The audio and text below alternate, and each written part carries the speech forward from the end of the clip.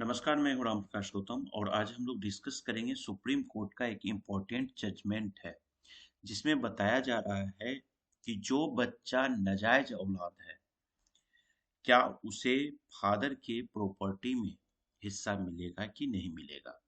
तो इस टॉपिक पे हम लोग अभी डिस्कस करेंगे। देखिए यहाँ पे ना इस जजमेंट को पढ़ने में, ये जजमेंट पहले हम लोग जान लेते हैं किसका। ये जजमेंट जो है वो है राजा गौंडर एंड अदर्स, अपीलेंट है और रेस्पोंडेंट है M संगोडेन and others.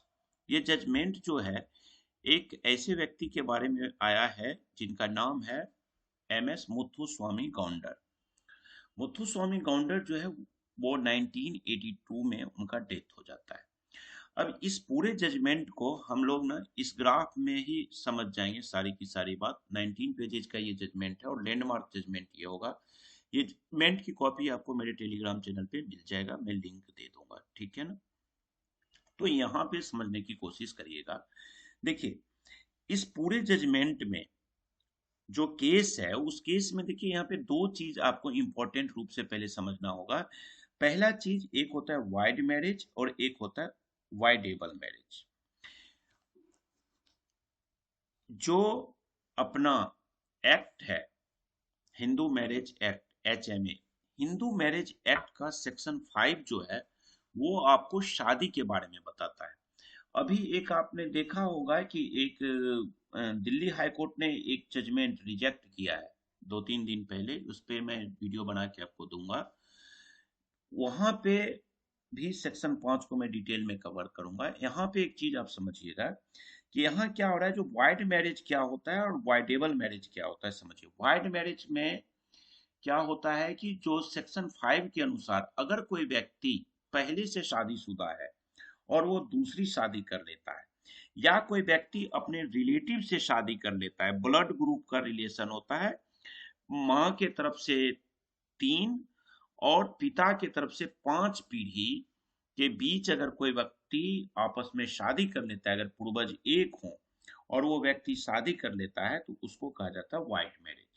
Clear concept आपका हो गया कि वाइड मैरिज मतलब कि अगर शादी आपको अगर करना है तो दोनों को कुंवारा होना चाहिए, मतलब पहले से जिस समय शादी हो रही है उस समय उस व्यक्ति का कोई पति या पत्नी नहीं होना चाहिए।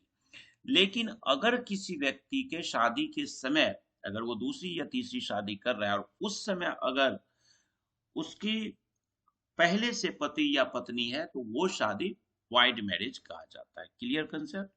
अब वाइड मैरिज के साथ साथ एक होता है वाइडेबल मैरिज। तो वाइडेबल मैरिज को वाइड मैरिज कैसे किया जाता है। वाइडेबल मैरिज होता है जैसे बिहार में आप देखिएगा कि एक होता है उसको कहते हैं पकड़ुआ बिया। उसको मतलब लड़का को गया उठाया, लड़का पसंद आ गया, लड़का को गए उठाए और शादी कर दी। तो जब अगर आपके साथ जबरदस्ती आपके पकड़ के आपको किडनैप करके शादी की जाती है तो उस शादी को आप वाइड मैरिज में कन्वर्ट कर सकते हैं। ठीक। अब यही केस यहाँ पे हो रहा है। मुत्तुस्वामी गौंडर जो हैं वो 3 शादी करते हैं। तब अब एक कॉमन बात है कि उनको 3 वाइफ जो होती है तो निश्चित है कि एक वाइफ जो है वो उनकी वाइफ हुई, बाकी जो 2 वाइफ होगी वो उनकी वाइड वाइफ होगी। अब वाइड वाइफ हुई, जो भी इनके साथ जैसा भी सरकमस्टेंस हुआ होगा। अब इन 3 वाइफ से इनको 5 बच्चे होते हैं। 5 बच्चे में इनको 4 बेटा होता है और 1 बेटी होती है। अब यहाँ पे देखिए, अब आपस में जो यहाँ पे जो एप्लीकेंट आया राजा गौंडर, जो ये राजा गौंडर है जो सन है पहली वाइफ से, वो अब यहाँ पे सारे के सारे यानी कि एक तरह से मान के चलिए लेजिटिमेट और इलेजिटिमेट 2 बच्चे हो गए। इनके पास 5 बच्चे हैं जिसमें 2 तरह के बच्चे हो गए। एक हो गए लेजिटिमेट बच्चा, एक इलेजिटिमेट बच्चा। जब अब इलेजिटिमेट बच्चा और लेजिटिमेट बच्चा के लिए सेक्शन 16 बड़ा इंपॉर्टेंट सेक्शन है। यहाँ पे देखिए, अब आपके दिमाग में एक ये सवाल आएगा कि शादी उन्होंने 3 कर ली, मतलब 3 वाइफ हो गई उनके पास, 3 वाइफ में 5 बच्चा हुआ। तो जमीन जो है, प्रॉपर्टी जो है, वो किसको मिलना चाहिए भैया? जो नाजायज औलाद है, देखिए कहने को तो वो नाजायज औलाद है, लेकिन कानून में ये प्रावधान है कि नाजायज औलाद भी है तो उसको प्रॉपर्टी में हिस्सा दिया जाएगा। अब वो हम आगे लेके आपको चलते हैं। तो यहाँ पे ये कंसेप्ट आपको क्लियर हो गया कि मुथु स्वामी के 3 वाइफ हैं जिससे 5 बच्चा हुआ है, और 5 बच्चा में अब आपस में हो रहा है कि कुछ जायज बच्चे हैं और बाकी जो है सो नाजायज बच्चे हैं। यानी कि जो लेजिटिमेट बच्चा है और इलेजिटिमेट बच्चा है, इस दोनों में अब है कि प्रॉपर्टी का बंटवारा कैसे होना चाहिए। अब यहाँ पे जो ग्राउंड लिया गया है उसको आइए हम लोग एक बार समझ लेते हैं कि लॉ क्या कहता है। अब यहाँ पे अभी तक का जो लॉ था, आप इसमें देखिएगा कि सेक्शन 16, जो सेक्शन 16 था, वो सेक्शन 16 जो बड़ा क्लियर यहाँ पे बताता है। और वो सेक्शन 16 में क्या क्लियर बताता है ये हम समझ लेते हैं। सेक्शन 16 जो है वो बड़ा बढ़िया से आपको बता रहा है। यहाँ पे आइए, सेक्शन 16, जो सेक्शन 16 है, ये आपको बहुत अच्छा से बताता है कि भैया जो बच्चा लेजिटिमेट है, लेजिटिमेट है उसको तो हिस्सा तुम दोगे ही दोगे।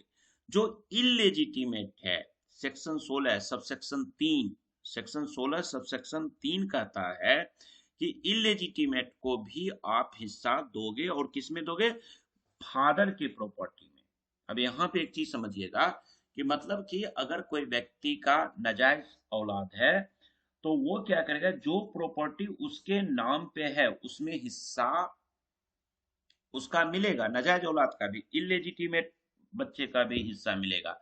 लेकिन जो खानदानी जमीन है, यानी कि सपोज कर लीजिए कि मिस्टर एक्स और मिस्टर वाई, एक्स फादर है, वाई सन है, तो अगर वाई इलेजिटिमेट सन है तो उसको अपने फादर एक्स की प्रॉपर्टी में उसको हिस्सा मिल जाएगा।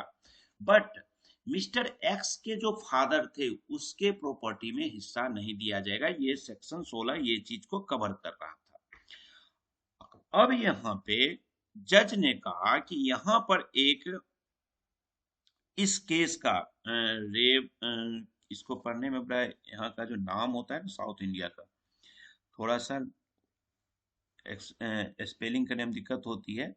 रेवाना सी टप्पा का कोई केस है, उस केस को यहाँ पे लिया गया कि जो स्टेटमेंट दिया गया था, मुथु स्वामी ने कहा, मुथु स्वामी ने 5 बच्चों के साथ बराबर किया था, कभी उन्होंने किसी के पढ़ाई लिखाई लालन पालन में कोई दिक्कत नहीं किया था।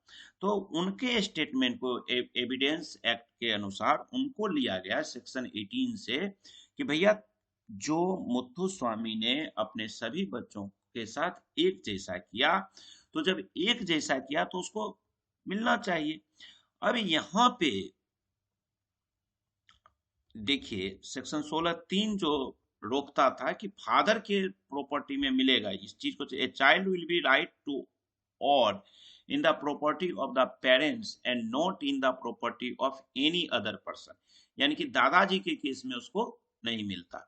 अब इसी केस पे हमारे जज ने, सुप्रीम कोर्ट के जज साहब ने इसको स्टडी किया, और इससे पहले भी जो जजमेंट दिया उन सब को देखते हुए इन्होंने जो स्टेटमेंट लिया कि भाई मुथु स्वामी ने कभी भी अपने बच्चों के साथ दो तरह से पालन पोषण नहीं किया, मतलब डिफरेंस इन दोनों में नहीं लाया। जब डिफरेंस नहीं लाया तो भैया जो प्रॉपर्टी है वो भी इनके जो दादाजी के, अब देखिए क्या होगा, जो दादाजी की संपत्ति है अगर उसका जब बंटवारा होगा तो मुथु स्वामी को भी तो मिला होगा। मुथु स्वामी के फादर की जो प्रॉपर्टी थी उसका जब बंटवारा हुआ होगा तो मुथु स्वामी के भी हिस्से में आया होगा। तो मुथु स्वामी ने पहले ही कह दिया था कि हम सबको, 5 भाई बहन को, यानी कि 5 बेटा बेटी को मैं बराबर दूंगा। और इस चीज को देखते हुए सुप्रीम कोर्ट ने इस केस में यही जजमेंट दिया कि भैया ऐसा है कि सिर्फ और सिर्फ मुथु स्वामी के ही प्रॉपर्टी मतलब मुथुस्वामी के नाम पे जो प्रॉपर्टी है उसमें ही हिस्सा नहीं मिलना है, उसमें तो मिलेगा ही मिलेगा। जो इलेजिटिमेट बच्चे हैं, जो लेजिटिमेट हैं उनको तो पूरा खानदानी हिस्सा मिलेगा, लेकिन जो इलेजिटिमेट बच्चे हैं उनको भी मुथुस्वामी के जो फादर की भी जो प्रॉपर्टी का हिस्सा मिला है मुथुस्वामी को, उसमें भी इलेजिटिमेट वाले बच्चे को हिस्सा दिया जाएगा। तो ये जजमेंट सुप्रीम कोर्ट का है और बड़ा इंपॉर्टेंट जजमेंट है ये। 19 जनवरी 2024 को डिसीजन आया है और ये इम्पोर्टेंट इसलिए आपको रहेगा कि ये लैंडमार्क हो गया कि अब ये नहीं सोचना है कि संपत्ति में कहाँ तक हिस्सा मिलेगा। ऐसा नहीं है कि फादर के हिस्सा में मिलेगा। अब जो नाजायज औलाद होगा, उस नाजायज औलाद को पूरी संपत्ति में, क्योंकि वो भी फादर का ही संपत्ति माना जाएगा ना। जब मुथुस्वामी के जो पिताजी मुथुस्वामी को दिए, वो भी संपत्ति तो मुथुस्वामी का हो गया, जो उसका हिस्सा हुआ। तो उसमें अब लेजिटिमेट संतान जो है, लेजिटिमेट जो चाइल्ड है, उसको तो मिलेगा ही मिलेगा, उसके साथ साथ इलेजिटिमेट चाइल्ड को भी मिलना है। तो ये आपके लिए बड़ा इंपॉर्टेंट जजमेंट है। जजमेंट की कॉपी मैं आपको दे दूंगा और इस वीडियो को मैं खत्म करते हैं। मैं उम्मीद करता हूँ कि आपको क्लियर हो गया होगा। ये सारे अपडेट्स के लिए आप मेरे टेलीग्राम चैनल को ज्वाइन कर सकते हैं, जहाँ पे ये सारे जजमेंट्स आपको मिलते रहेंगे, जजमेंट की कॉपी मिलती रहेगी और उसका लिंक मैं डिस्क्रिप्शन में दे दूंगा। तो चलिए इस वीडियो को खत्म करते हैं। Thank you, bye bye. और उससे पहले एक चीज कहूंगा, वीडियो खत्म करने से पहले, कोई भी नीडी स्टूडेंट को पढ़ने की जरूरत हो, अगर आपको मुझसे कुछ सीखना है तो आप 8448610923 पे व्हाट्सएप कर सकते हैं। Thank you, bye bye.